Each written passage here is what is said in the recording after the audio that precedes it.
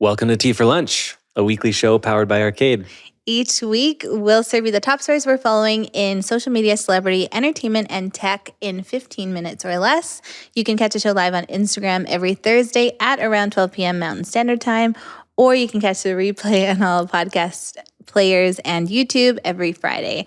This week, we're your hosts. I'm Mitzi, and this is Michael. Yeah, I know that I switched it up on you there. Yeah. You were supposed to say the first part, and I was supposed to say the long part. But last time you were flexing that you had it memorized, so I just had to put you on the spot. And I do have it memorized. I didn't even look at the script. Great work. Yeah. How's it going? It's going good. Good. Yeah, I'm feeling really happy with our most recent trend report. Actually, I shouldn't say most recent, our first ever trend report. Our first ever trend report is the hottest thing on the internet right now. If you haven't read it, you need to go check the link in our bio and download it, or in the description. We'll add it in the description if you're on YouTube. But it's so good. And I can say that because I didn't write it. So I'm not like being weird about it. Yeah, it's so good. And we're just so happy. We got such great response to it. And it's just like a really great resource for you. So if you don't have it, you haven't read it, and you work in marketing or have to create content, do yourself a favor and check it out. Yeah, we've talked about Scan Club before on Tea for Lunch, and it's our practice that we follow of picking up signals across industries that could influence the future of digital marketing. So this trend report, it's not like other trend reports. It's based on everything that we've been watching over the last year, and as we've connected the dots between the signals, and seen the direction and the acceleration of some of these things, we put it all together. It's super digestible. Yeah, and it's like kind of a macro view. It's not like reels are hot. It's like, this is what's happening in the world and what people want from their content. And then from there, you can go micro. Yes. Which I love. And we even have a workbook if you want to go through it with your teams. It just gives you the right questions to ask and the way to think about these things as you start to apply it practically to the work that you're doing. Yeah. So I feel like I'm still coming off a high from last week. Like the trend report, like our whole team in town. Was that last week? That was last week, yes. Right. It's crazy. It still feels like a blur. Yeah. In a good way, in like the best way. Yeah, and then we didn't really slow down on the weekend either. It was like a social-filled weekend. Yeah. We need some introvert time, but we're not going to get any because we have friends coming into town tomorrow. So giddy up. Giddy up. Also, I'm really excited because it's the NFL playoffs, and I'm actually invested this year. Aren't you You're so proud? really excited. Yeah, that's impressive. I feel like at times it seems like you're more excited than I am. I wouldn't say more. Well, the thing about you is that you don't really care about how well the teams do. You just care about certain players. But I feel like I'm like excited for the teams and the cities and the history of the teams. Like, I'm pumped. Yeah, I'm just so tired of the Kansas City Chiefs. I was really hoping that the Bills would beat them last week, but they didn't. I know. I was sad that the Bills lost because their city worked so hard for that game to go on. Like, if you know nothing about this, they had this crazy snowstorm and they had to delay their game because their whole stadium was like filled with snow. Like every bleacher was like filled to the brim of snow, and they didn't have enough manpower to actually clear the snow. So they offered anyone in Buffalo $20 an hour to come shovel snow in their stadium. And people showed up and they were like working around the clock. There was like people taking video clips of like them shoveling snow in the stadiums as it's still snowing. And people are like taking their shirts off and like going crazy. It was so sweet to see a city rally around this team so that they could play in the playoffs. Yeah, it was kind of cool. It was like a bonding experience for like the diehard fans for sure.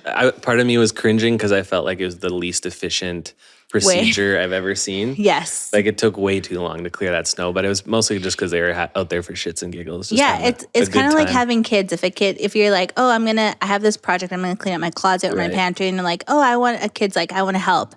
You're like, okay, great. This is now a bonding experience and not a productive afternoon. Right. So that's what happened, literally. Yeah. But yeah, I'm excited about the playoffs because I feel like I am invested in some teams, and some of my teams are not in the playoffs anymore. But I just hope Kansas City doesn't make it to the playoffs, but I think that they will. To the Super Bowl. Super Bowl, yeah. Yeah, I mean, if the whole narrative or conspiracy theory around the Super Bowl graphic and the colors of it predicting which teams are going to be in it, then the Chiefs won't make it. It would be the Ravens and the 49ers. Right. Because it's purple and red. And the Ravens are purple. Yeah. and 49ers are red. Cool. Yeah, Kansas City Chiefs are red, but they're meeting the Ravens in this week's. I want the 49ers to go to the Super Bowl because I just love their team and I love what's happening with Kyle Juszczyk's wife and how she's designing these really cool like jackets and stuff that all these like she's going viral because she designed this like jacket for Taylor Swift that she wore at a game. And like she just does this out of like her home. She just like designs like jackets and vests and things So out like of like thrift old jerseys Yeah. or like shirts or hoodies and then like cut them up and like combine them into this new like cool garment like a jacket. And Kyle Juszczyk, who's like on the team, is he a good player? I mean, he's in the NFL, but he's not a star. But he's like so proud He's of a her. role player. It's so cute. He's like always hyping her up and how like he's like in the playoffs getting like interviewed about the playoffs, like the team, and he's like talking about his wife. It's like so sweet. So I hope that they win. I feel like he had a Google alert set up for about Taylor's jacket too, because any media company, anyone that posted about the jacket or Taylor wearing the jacket, he was in the comments tagging his wife. We love to see Supportive it. I think husband. that's so sweet. Respect that. Yeah, I love it. So I hope they win the Super Bowl. They might. They have a chance. Should we get Yeah. into the sip? Okay, yes. Let's talk about stuff. Let's get on to the topics. at Okay, hand. let's get into the SIP, your weekly rundown of the top stories happening in social media. First up, TikTok is testing 30-minute uploads and horizontal videos. Crazy. Instagram is working on the ability to convert a close friend only story to a regular story.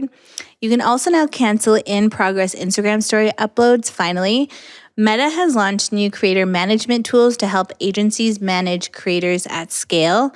And despite its struggles, X remains the third most visited social media site after Instagram and Facebook.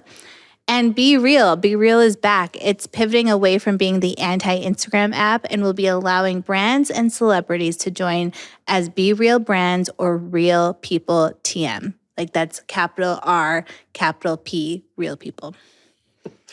Exactly. Yeah, I think the ones that pop out to me are that. I feel like they kind of had their rise as the anti-Instagram app, but then realized it's not profitable to operate unlike Instagram. So they're bringing in brands and celebrities, and we'll see what happens. I feel like people no are one already wants to over it see anyway. brands on Be Real. Like that is so cringy. Yeah. It's But, over you know, anyway. if I was Be Real, I'd probably do the same. It's like their Hail Mary. Yeah. The other one, Yeah, what were you going to say? I think it's interesting that TikTok is introducing horizontal video and long video, like 30-minute uploads. They're obviously competing with YouTube, which is interesting. And you know what I was thinking about? Like there are some accounts that post like full movies in like 3-minute clips. Like I wonder if there's going to be like people are already consuming a lot of content on TikTok because they're spending a lot of time on the app and they're going through and watching a lot of videos. So I wonder if it would be good if like you could just upload a long video and make it horizontal. Yeah, I don't know. I feel like we've been seeing platforms like TikTok or even Instagram try to add features that are similar to the features on platforms like YouTube. And we've talked about that, how they're like trying to all compete against each other. Mm-hmm. But I still just haven't seen it. Like I still see TikTok and Instagram operating as they always have, being like short video clips that are fun or interesting or entertaining. And I still don't see any sort of like real migration of like YouTube style content or creators onto these platforms. Yeah. Maybe it's just my algorithms, but I don't know. It seems like posturing more than any like real Yeah, change in YouTube still is behavior. like that bitch. Like everyone wants to be like YouTube. Everyone wants to like have it the weight it has, but they can't compete. And also no one pays creators the way YouTube does. So until TikTok figures that out, I don't think it stands a chance. I think X is trying to. I know they're trying to, but even like that weird experiment that Mr. Beast did, but like posting his video or reposting his video to X in order to see what kind of revenue he got from it didn't really pan out. Yeah. Content as a product is something I've been thinking about. It's interesting for the actual like streaming platforms. It seems to not be that profitable. So where like the creator seems to get paid a lot and even the advertiser often seems to like make their money from that kind of stuff. It seems like the streaming platform itself is like going to be facing a problem, but we'll see. The only other thing I was going to mention was Meta adding like creator management tools is interesting to me, especially because I think we've seen some notable mergers and acquisitions recently, like later being acquired by Maverick, and even Sprout recently announced that they acquired Tagger, which is another influencer management platform. So it's kind of interesting that those big moves have been happening, and then Meta's just like, nah, we're just going to like add these tools natively to our platforms instead. That is so their move. Yeah. Should we get into the meaty stories? Let's do it. Okay, the first one here is Solo Brands have named a new CEO after the recent Snoop Dogg marketing campaign flopped, sort of. So Solo Brands is the maker of the Solo Stove, which many of you have likely seen ads for recently on social media over the last couple months, I'd say. It was specifically the campaign featuring Snoop Dogg saying that he was giving up smoke. This obviously went viral. People were losing their minds, but it was later revealed that it was just an ad for Solo's smokeless fire pits. Originally, the campaign was seen as a huge success. I would say more externally, as observers, we were like, oh, wow, that really popped. But and it was ranked number 18 on Ad Age's 40 Best Ads of 2023 list. And it also was said to bring in a lot of new followers on social media in the days following the debut of the campaign. But more recently, the company has now stated that the campaign did not bring in what they expected in terms of sales, which negatively affected EBITDA and their profit margin. And now they're swapping out CEOs as a result. EBITDA. When EBITDA is in the script, that's like... That's what they were talking about. I know. Do you know what EBITDA is? Equity before interest. What is it again? It's a good E word, but earnings before interest. Earnings taxes, earnings before interest, taxes, dividends, depreciation. I don't know. You're not going to get the A. What is it? And amortization. Okay, but what does that like actually mean? Like it basically means like revenue before you take away all taxes those expenses. And expenses. Yeah. So they didn't make any sales. Negatively impacted. Well, EBITDA. they've made sales, but they just didn't see the lift in sales that they expected from that kind of campaign. Right. And I think you and I were talking about this. This seemed to us, it comes down to managing expectations about what a marketing campaign is meant to do. And it also opens up a bigger conversation because I was looking into this a little bit more because I felt it was interesting that the CEO was being replaced. In my head, I was kind of like, why is it not the CMO that's under fire here? And it turns out they didn't have a CMO. And that is part of a broader conversation that's happening right now. I think Fortune just published an article. I also saw in Marketing News about how Fortune 500 companies are actually moving away from the CMO role. And as I was starting to unpack that, I feel like it really comes down to a lot of these, especially these big brands, are wanting a role that is more accountable for sales and actual business results beyond just awareness and cool creative. And marketing, like CMOs aren't doing that? In the articles that I read, it seemed that especially in these big brands like Coca-Cola, for example, or Uber and Lyft, there's some other ones mentioned in there too, that was part of the dialogue or the narrative around it was that there was a lack of accountability for actual business results. And so they're moving a lot of those disciplines over to people like the chief operations officer or a chief communications officer or a president of brand. And the other part of it beyond just accountability was consistency. So making sure beyond just like the creative that they were putting out, that there was consistency across every customer interaction. Interesting. So that's where they're broadening it more either to an operations more kind of discipline or a brand leadership kind of discipline. But I think that's not a surprise to us. Like from what we've seen too, I think we've really grown our business to be more focused on measurable data and understanding beyond just putting out cool creative, what are we actually seeing from a result standpoint? How do we close the loop? How do we have a two-way conversation rather than just distributing content?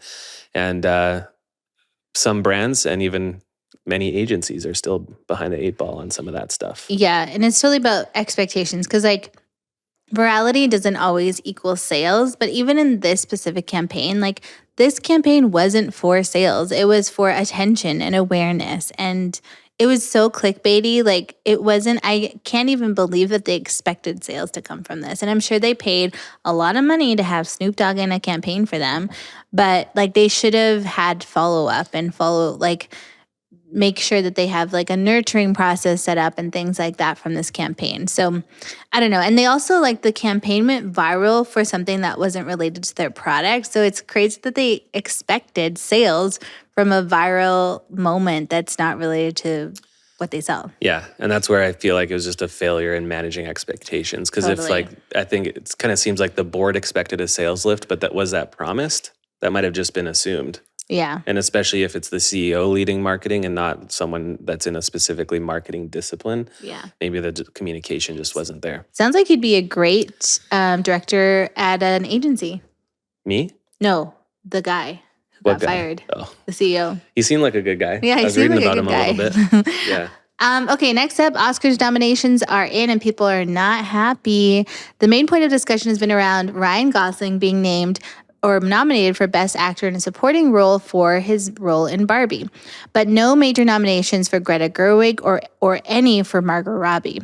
Greta doesn't have a nomination for Best Writing for Barbie, and she did not get a nomination for Best Director, although Barbie was nominated for Best Picture. Many fans are taking to social media to draw the comparison between the movie's plot and the exact scenario that's happening, and fans are happy to see that America Ferrera, who was also in the movie, she was nominated for Best Actress in a Supporting Role. Also, I don't know if this is in the script, but Ryan Gosling actually put out a statement to say like he was honored to be nominated, but he said that there is no Ken without Barbie. And so he's kind of doubling down that like Greta and Margot Robbie should have been nominated for their role in bringing this whole production to life. So other notable nominations include Christopher Nolan for Best Directing in Oppenheimer, and I believe Oppenheimer got the most nominations out of any movies total this year. So that's interesting. That's interesting. Yeah, I feel just a type of way about awards bodies in general. Especially the Oscars. Even in advertising too. I've been like feeling that. But so I don't think about this too much. I do want to express a hot take thought that I had when I saw this news. And that is to give Mattel credit. What if there was a world where this was the last step in their marketing campaign around the Barbie movie and they actually paid for Greta and Margot to get snubbed to perpetuate the narrative that this whole Barbie movie is kind of circling of the patriarchy?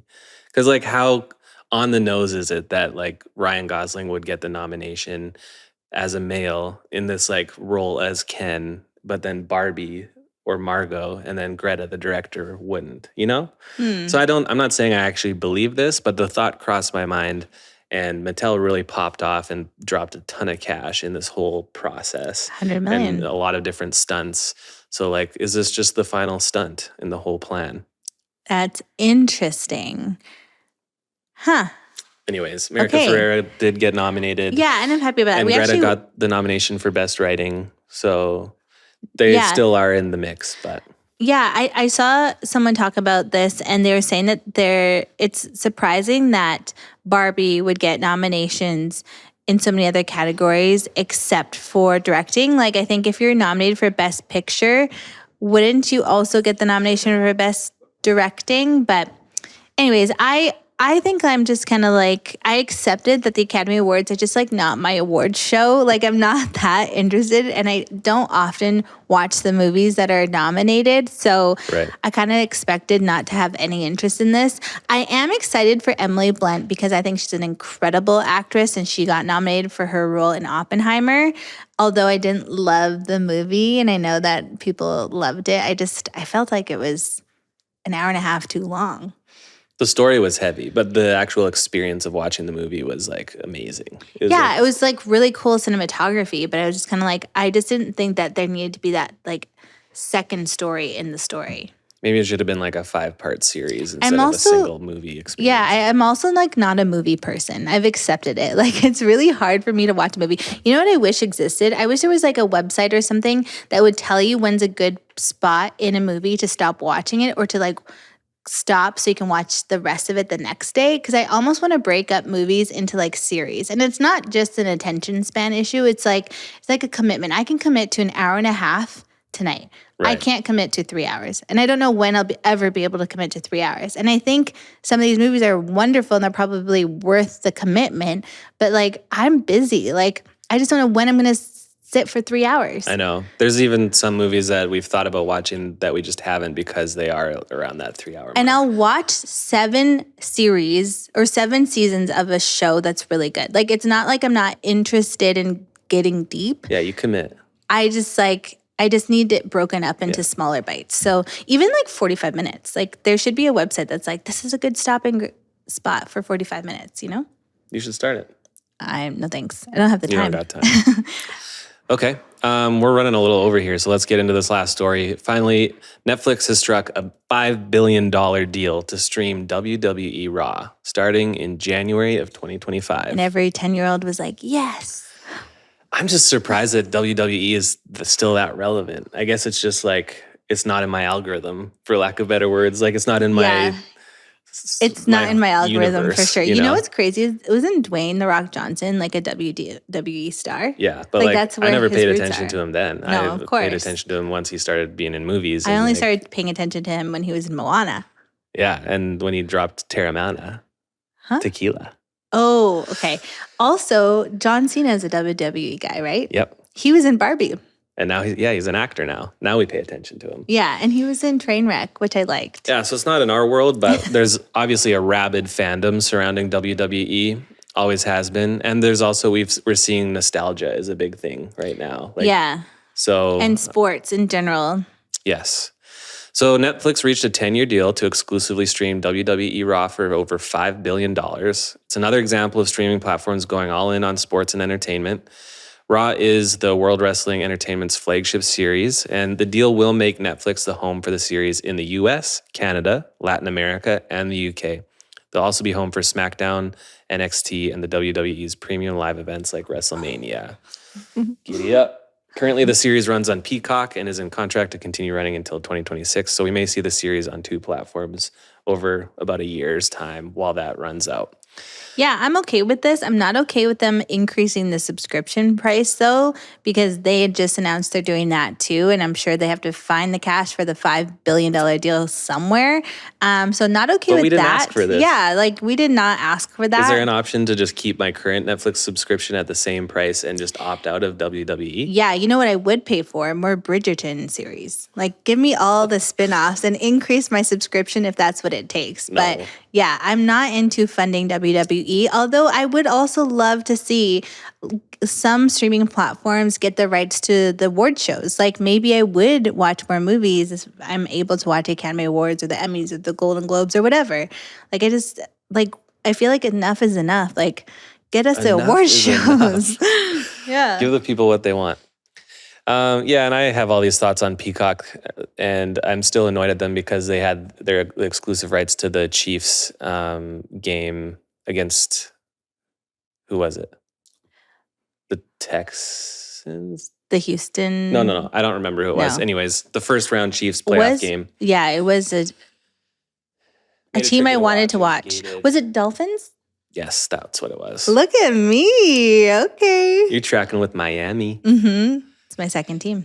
But that's that. Now that we wet your palate, go eat something more substantial. Cheers.